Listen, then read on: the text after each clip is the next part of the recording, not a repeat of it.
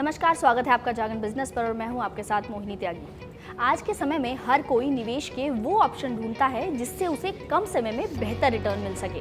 ऐसे में आपको बता दें कि म्यूचुअल फंड तेजी से लोकप्रिय हो रहा है। वहीं बीते कुछ समय में लोगों को इससे काफी अच्छा रिटर्न भी मिला है। यही वजह है कि आज ज्यादातर एक्सपर्ट म्यूचुअल फंड में निवेश के लिए सबसे अच्छा ऑप्शन मान भी रहे हैं और उसकी शायद सलाह भी दे रहे हैं। आप एसआईपी के जरिए म्यूचुअल फंड में निवेश करके लंबे समय में काफी अच्छा रिटर्न भी पा सकते हैं।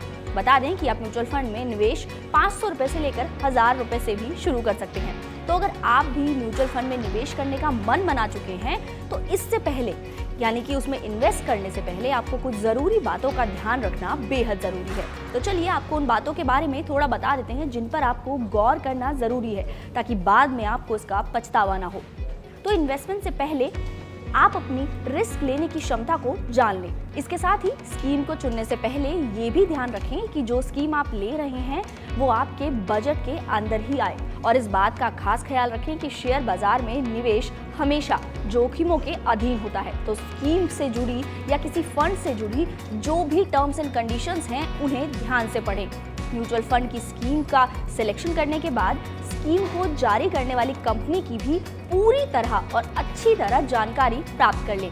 इसके साथ ही फंड हाउस के रिकॉर्ड की भी जांच करें। ये कितने समय से काम कर रहा है और साथ ही इस कंपनी का और इसकी स्कीम का प्रदर्शन कैसा रहा है, इसकी भी जानकारी होनी जरूरी है। कंपनी का पिछले कुछ सालों का ट्रैक रिकॉर्ड और ग्रोथ को देखकर ही निवेश का फैसला लें। किसी भी फंड की पिछली परफॉर्मेंस को चेक करना बेहद जरूरी होता है। तो जब भी आप किसी स्कीम को सिलेक्ट करें तो उसकी पिछली परफॉर्मेंस को जरूर चेक कर लें, यानी कि पिछले कुछ सालों में उसने कैसा परफॉर्म किया है इसके बारे में जानकारी जरूर ले लें।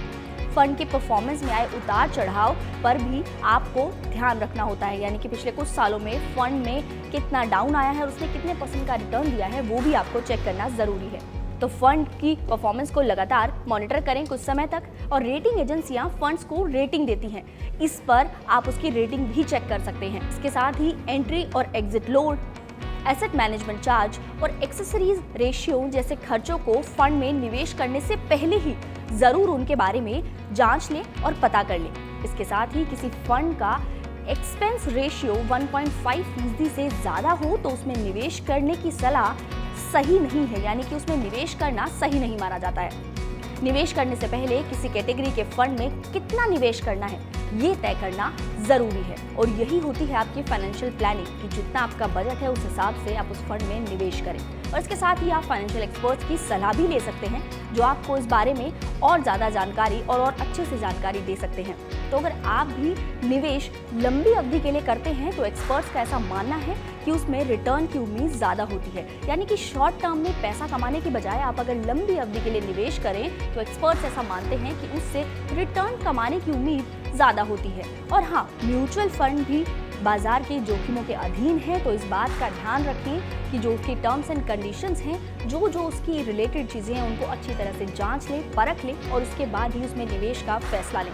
तो अगर आपके म्यूचुअल फंड से जुड़े कोई भी सवाल हैं तो वो आप हमारे टोल फ्री नंबर पर कॉल करके पूछ सकते हैं जो आपकी स्क्रीन पर आपको दिख रहा है। और इसके साथ ही अगर आपको कोई और समस्या है या फिर आपको कुछ और जानना है शेयर मार्केट के बारे में तो आप उसको हमसे कमेंट बॉक्स में ज़रूर पूछ सकते हैं। और ऐसी ही कुछ वीडियोज़ के लिए बने रहिए हमारे साथ और देखते रहिए जागरण बिजनेस।